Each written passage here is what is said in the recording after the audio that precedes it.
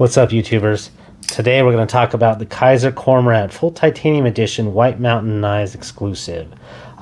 These are available as of the time that I'm making this video.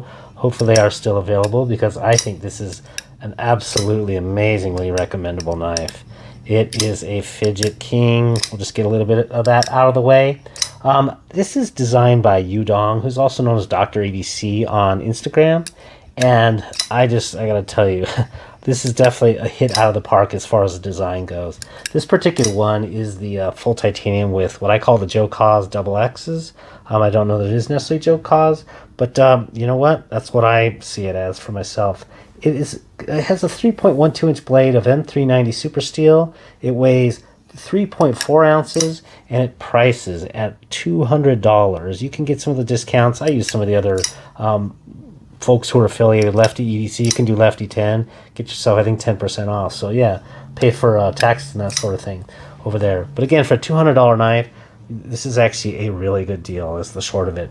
In terms of some comparison knives, I think for myself, just on the budget end, you know, the full titanium Penguin from QSP, that's a knife that, you know, one could consider as an alternative to this. This particular one costs just right around about $100.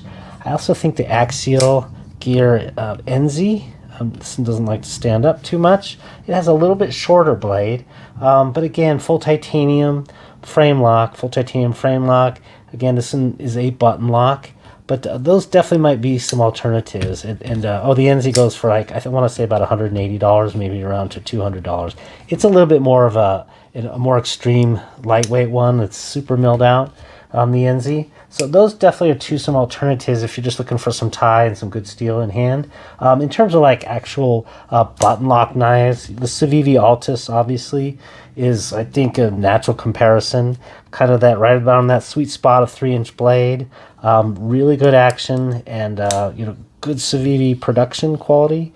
Of course, that one has G10. This particular one. That's definitely an alternative. I think the one that's going to draw the closest comparison though is really the ProTech Malibu, just because the blade shape, you know, aluminum's very rigid and solid in hand. It has very good button action on bearings. You know, these are all on bearings actually, but that's going to be kind of the more natural comparison is the ProTech Malibu, and that goes for I think $200. So yeah, that one may come back into play, but I think those are some of your alternatives that you could be considering for this particular button lock knife. Let's talk about this knife. It is obviously it's my new FIDGET King.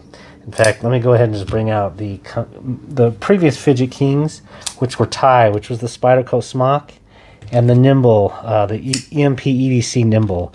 And those they're FIDGET Kings. You know, kind of talking about some of the fidgeting that you can do with it is, you know, basically all three of these, we'll just line them up, have basically back flipping.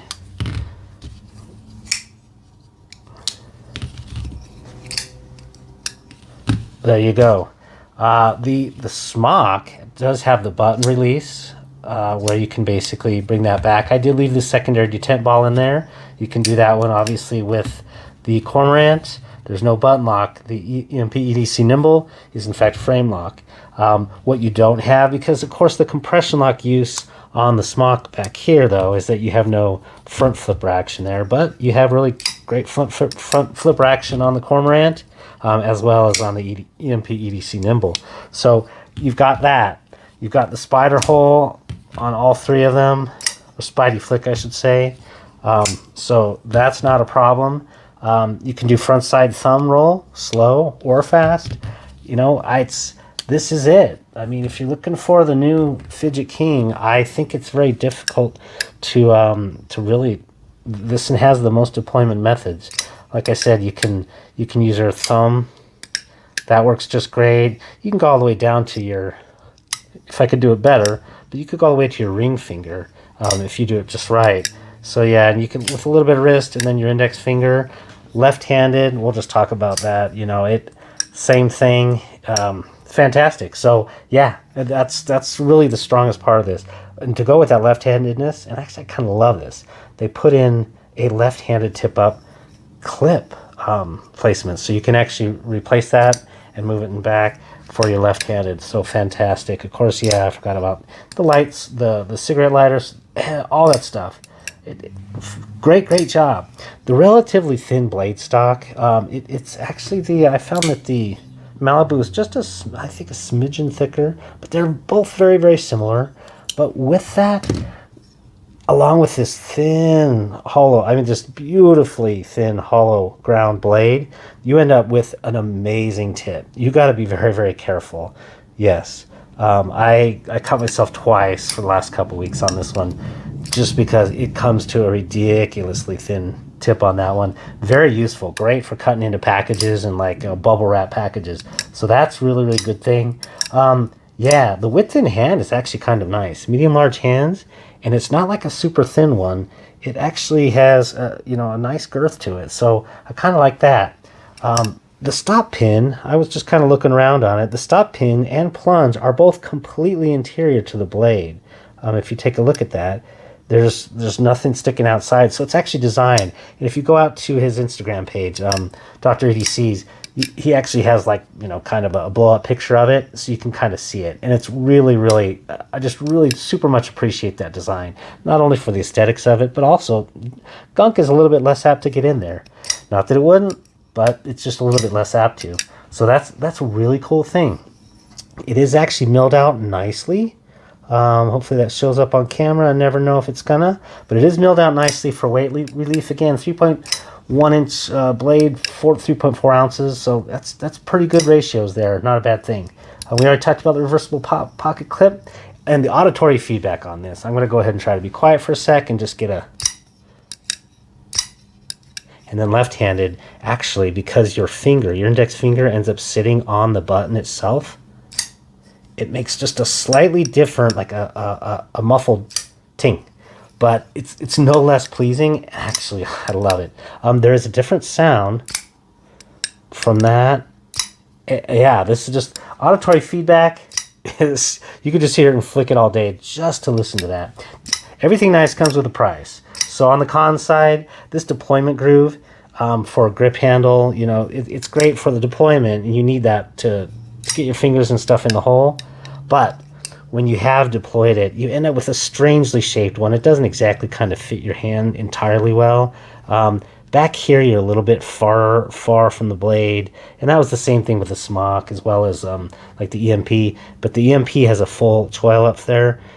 This one has definitely a sharpening choil, but I would not call that a finger choil because you're not safely going to get up there. I found that for the most part is I put my middle, the flip-off finger right in the back of that, and then just put my index finger on that landing, and that was about the best and most secure position. So, you just end up with just a little bit of a strange shaped finger groove there. That's one of those things. And then the last thing, and this is actually really kind of annoys me a lot. I don't mind so much the double X pattern. It's really not a problem, and I didn't find that any of that cut into me. But these tooth marks, as I call them, I don't know. It's just part of this XX pattern. But these tooth marks, maybe it's not as bad in G10 or the micarta ones, but in titanium, these are very sharp, and it's really unnecessarily. Even though it's got nice chamfering all around the frame there, they do dig into your hand, and when you do kind of slide your hand forward, it's really not a good thing. So I think on this titanium, and it probably would have been less work, right? Because they wouldn't have had to mill those out. If they had just left the XX pattern on this one, absolutely would have been no problem. But those things, they're annoying. And yeah, for my own part, the frag pattern, I was a little bit hesitant on the frag pattern. I don't mind frag patterns, but I am definitely finding that when it's done on the clip side, that it does tend to kind of snag onto stuff. And so for me, maybe not the frag pattern, but I think the ideal one would be the one that has the 3 lines. So the Cormorant for me with the 3 lines and a full tie, I think would have been perfect. Honestly, it would have been basically the perfect EDC knife. I do hope that you found this useful. Overall, let me talk about it overall. Like I said, it's unquestionable. This is really the new Fidget King in my collection, certainly out of a couple hundred knives. It does everything that you want, from a plunge lock, It has the great deployment. You don't ever have to have your hands in the way there. It's tapping in on the plunge lock craze, if you will, in 2022. And for folding knives, and I think it's the best left-handed option for for EDC use is for lefties. This one, especially since they put that in to mount that clip there. So yeah, hope you did find this of use. If you did, like and subscribe, and have a great day. Take care now.